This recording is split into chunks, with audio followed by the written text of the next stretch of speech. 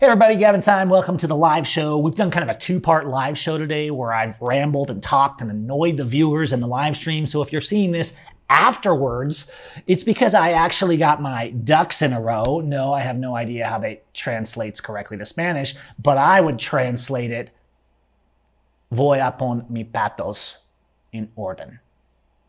Which probably makes no sense at all. Let's get into this though, because I posted this video yesterday about tipping.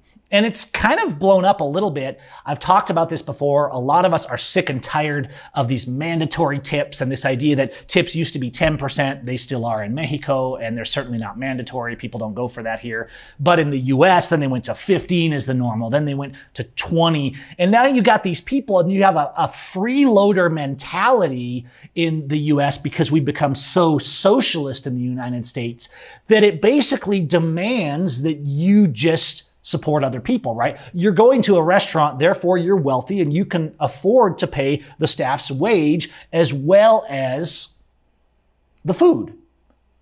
But a lot of us go out to dinner that just want to go out to dinner or go out with our wife or take our family out. It doesn't mean we have a lot of money. Sometimes we're just scraping to get by. Believe me, I know that feeling. So what does all this mean? You can go to that video and do the comments. I'm not going to get all back into it here because I want to talk about a couple other things. But one of the things that made me do today's video is that I was looking at some of the comments, and overwhelmingly the comments agree with my sentiments on tipping, which you can see in that video. I'll link it in the comments, or maybe it'll just show up automatically by the suggestion algorithm, like next video. But I was still seeing a lot of people like, well, I'm a server. I was a server. My son's a server. And like, if you don't tip, you're an asshole. And I'm like, well, really? Like, no, it's a gift. Are you an asshole if you don't give someone you don't know a gift? Maybe they weren't exceptional. I personally like to tip, as I said in the video, and I want to look for a reason to give people a tip. But I was looking at the videos and I realized the people from the US were just repeating not an argument based on logic, like, oh, you're right. I want tips, but no one is required to give them to me. I'm not owed anything. You're not owed anything. You took a job, you chose to take that job, and no one owes you anything. If you don't like the job, you can leave. Now, I owe all my fellow man to love them and be considerate and try and be kind, right? And sometimes I think that means leaving a tip because I get that they're struggling to get by too, but I am too. It's not like because I'm in a restaurant having a hamburger that I've just got gobs of money flowing out of my pockets. So that misnomer is promoted like, you owe me something, you owe me something. You guys don't owe me super chat tips when you're watching these videos. Now, if I get more super chats or channel backers or Patreon subscribers, am I like, oh, maybe I can make this work. Maybe I can actually pay some bills with this. Do I do more videos? If you guys are liking and sharing and supporting this channel, and it's paying my bills in some way. I mean, right now I get like $100 a month from this channel, right? It's nothing. Even here in Mexico, it pays hardly anything. But I can say, okay, if I could bring that up, would I make more videos? Would I do streams like this every day? Absolutely. I love making videos, but I have to eat. My kids have to eat. I have to take care of my family. And so at the end of the day, it's not like I can feel frustrated like, man, I wish we'd get some more channel backers. I wish we had more super chats when I did the live streams. But at the end of the day, no one's obligated. I'm on here. You can watch me. You can like it. You can not. You can support the channel. And if no one does, I'll do other things because I simply don't have the time to dedicate that much. I'm here because I want to be here, right? But I don't get to demand tips. I don't get to demand that people support the channel, but I may not make the content if the support and the views and the engagement isn't there. That's also my choice. And so it's a balance, right? But in a restaurant, you're getting paid to work, and then I'm expected to pay you also. Let's not get too down that rabbit hole though. What I'm coming back to is here we are all this time later. And I go down here, I live in Mexico now, and I wander around down here in Mexico and I see all these cool, beautiful places. Look at this, like it's just a normal, people think of Mexico as this dry, barren landscape, and I'm sitting here just saying like, okay, watching the sunset, watching people go about their business every day and just enjoying the beauty down here. And so As I see this, I also see the exact same problem. While people don't tolerate mandatory tips down here, let's look at this video of these cops right here. Because let me tell you something about cops in Mexico. But first, let's watch this a little bit. I'm coming out of a store at night. And all of a sudden, when I went in, there was nobody. And now there's all these cops. And so what's the first thing Gavin does when he sees cops? He turns on a camera. And these cops are all harassing these guys who were a few minutes ago just drinking beer, right? And they're patting them down and looking through their bags. And of course, this pisses me off, but nobody's getting beat, nobody's getting shot. Usually these incidents are much more low-key. Mexican police love their stop and frisk because it's a good way to extort people. And so here's me, like, oh crap, you idiots, you losers, just screwing with people, right? And he blares out over the plane. Right? And so what did I say? I thought about just leaving, but I'm like, you know what? These guys suck. These guys suck. Just screwing with people. Just because they can. Just because they can. Now they look back. You can't search their bags without a warrant, friends. He's telling me, get lost, get lost. You should respect people's rights. Go away. Go. You leave too. You're not in charge of me. Now, I didn't engage more than this because it's, as I've said before, difficult for me to do activism here because to them, I sound silly. It's easy for them to kind of make me look like the intruder, even to people that don't support the police, which is a lot. People know down here that these police are doing this.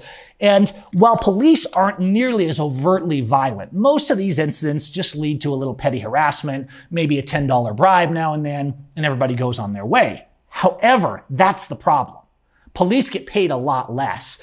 Police in the state get paid to make sure that they uphold the regime and give the government more power. Police down here get paid to give the appearance of public safety, but they don't get paid much, and so they're actually just scummy street thieves. Yes, the police in Mexico are just low-class, ignorant street thieves. They know the law probably even less than U.S. cops. They're literally just out there to find the easiest mark they can to squeeze some money out of, take advantage, or literally just steal something out of their backpack and pocket it. That's the kind of scum they are. That's why, and rightly so, they don't have respect here. In fact, while in the U.S. we're making progress with people turning against the police for the criminals they are, they're a lot better about making themselves look the good guy and about their propaganda. So what happens with the police down here is people know that they're just losers who can't make it in a real job, so they're out there just stealing from people. And people are just kind of like, ugh. And so when I, as the gringo, come marching in like, you can't do that, the Constitution, people are just kind of like, I've been here before, it's not really that big of a deal. Now, that doesn't mean the police don't ruin people's lives down here, that they don't ever murder people. Although they get away with that a lot less, the police in the U.S. are far more violent than the police here. But as the outsider, it still makes it difficult because even the people that don't support the police don't necessarily support me because I'm seen as loud and aggressive. So I observe a lot of times, but I'm still always filming if I see something. So there's evidence. If I see somebody getting the crap beat out of them, I'm still going to march in and say, whoa, whoa, whoa. But a lot of these things that I see, I just casually film and kind of go on my way. And part of the problem is this. I can go down here in Mexico and it's full of culture and beauty, right? There's a life and there's still things happening. There's still people selling things on the street. You go to the public square in a town of 300,000 people at 10 o'clock at night, and this is still what's happening. It's just people hanging out, talking in the public square, and living their lives. That's pretty cool. How often do you see that? Oh, I know what happens. We can have a public dance in the US, but these kind of things are normal. I can go down to the water and just enjoy the sunset, and there's tons of people selling food, and there's a sunken boat there, I guess, but maybe we can fix it. Maybe if we just throw the water out, it'll last for long enough to get out of the lake, because that's how we roll here. Why not, right? But the thing is, with all this cool stuff that I can see down here and all the places I can go, I'm constantly going out just taking photos and going to these cool places, going on little back roads. And am I careful? People are like, oh, Mexico's so violent, right?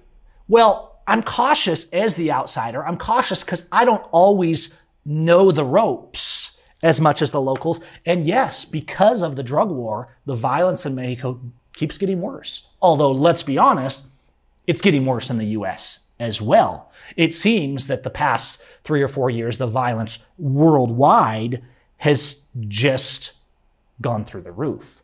And as I keep saying to people down here, as long as we tolerate this stupid drug war that was peddled on us by the US with the prostitute politicians that sold themselves to the US for money to promote this drug war, as long as that drug war and the police that are out enforcing it to line their own pockets, because it's not really about safety, well, it's just going to keep getting worse.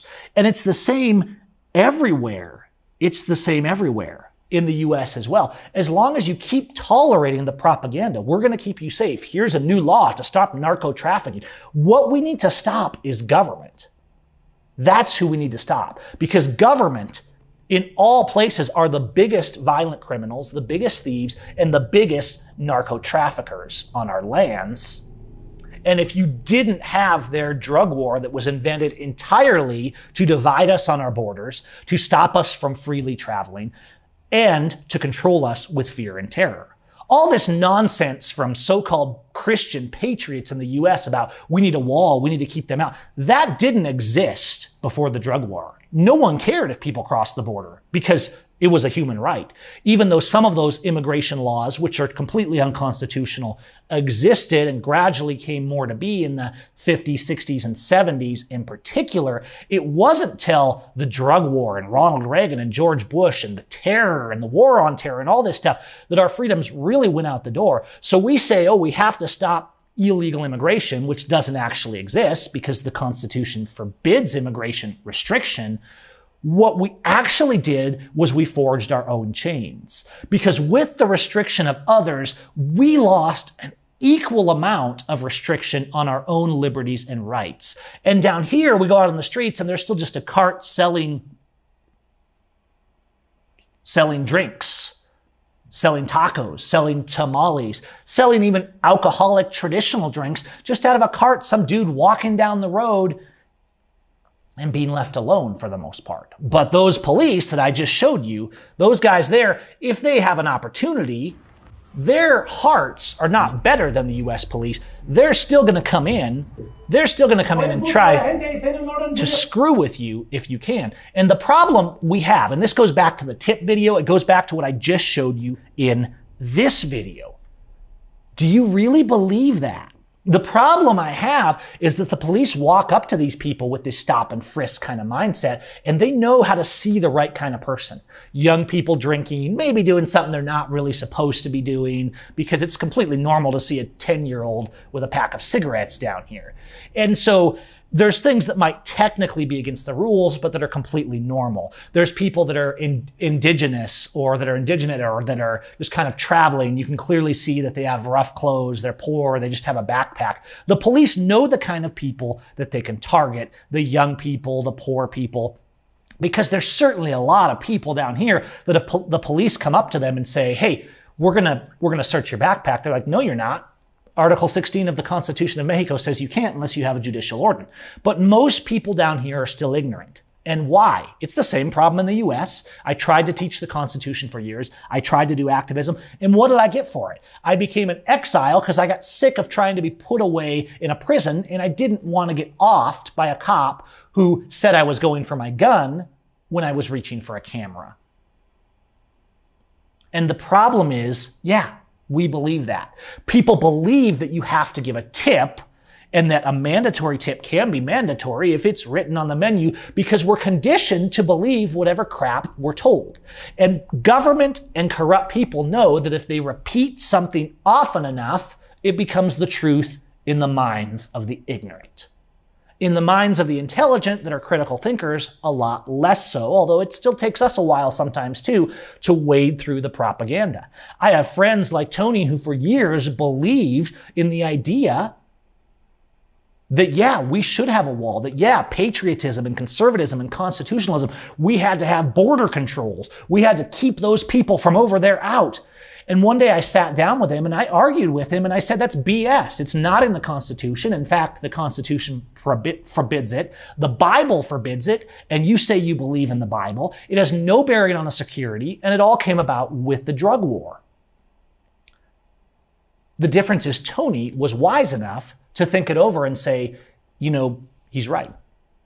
But when you're so caught up in faction and being a part of the group that you're a part of and fitting in with the clique, whether it's Republican or Democrat or Libertarian or the business you're in or the industry you're in, and not being willing to say, no, that's crap, even if it makes people offended.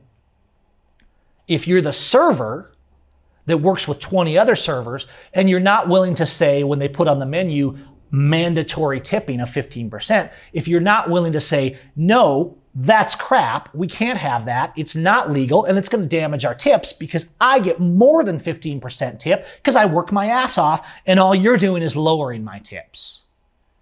If that server was the leader enough to get the other servers to get their act together, get off their ass, do a good job, and realize that they're owed nothing, but they can get more by working hard, the restaurant owner would probably not put that on the menu. And he wouldn't ruin the client experience. He wouldn't ruin the reviews of his restaurant over that. He wouldn't make people angry with the servers for trying to screw them over and have us blaming the servers who, by extension of tolerating it, have participated. See, that's what socialism does.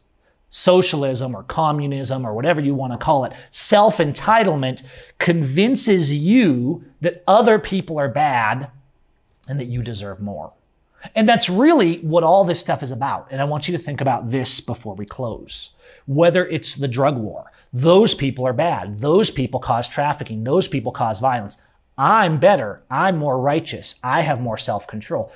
Those people tip lousy and you deserve more. We should force them to tip. Those people live over there in a different culture and they're trying to ruin our culture, which is more free and more Christian and more righteous. Oh, I'm better than that culture.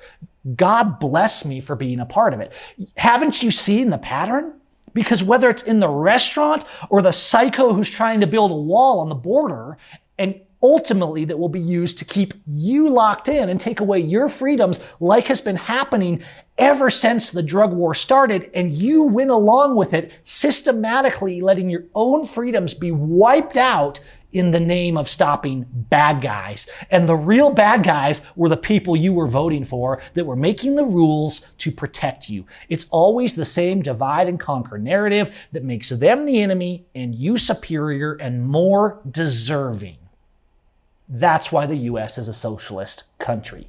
Socialism isn't always about a direct transaction of money coming into your bank account. The socialism of you being superior and your country being superior, therefore you're owed more, you can charge more, you can get more even if you don't deserve it, is actually the same narrative. And that is what they're using against you. Why do you believe that? Probably because someone told you to. So stop and think about why you believe things and do some research. And I see this all the time, everywhere I go. How many of us remember when we were little, our mom might have said, oh, don't go out in the cold, don't go out, it's too cold, you'll catch a chill. Where's your jacket? You'll catch a chill. I hear that all the time down here. They love that kind of stuff. And I'm an herbalist and I study medicine and I study natural healing and I have for a decade. And so I know a fair amount about it, even though I have no certifications in it. I study herbal antibiotics and salves and the science of it, not just the wives' fables of it. And so I hear people say like, oh, well, do this, or no, don't do that. You'll catch a chill. If you do this, this will happen. And I'm like, it literally takes like 10 minutes of research to find out that there's no scientific basis behind that. Now, I know scientific basis is a relative term after the past couple years of what we've seen from scientists. I get that also. But a lot of stuff you can quickly find out, even if it's small things that don't really affect your life. They were just invented and passed down from one person to the other, and they actually have no basis in fact. So just start asking yourself each time something comes up, why do we believe that?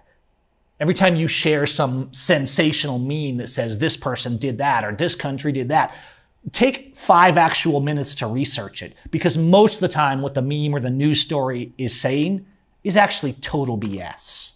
And that's why you come to channels like this, where at least I try to present reality, but we're all biased in some way. I just tend to be highly biased toward freedom and liberty and people being left alone. All right, you guys, that's all for this one. Why do you believe that? You tell me, let's talk about it, and we'll see you on the next one.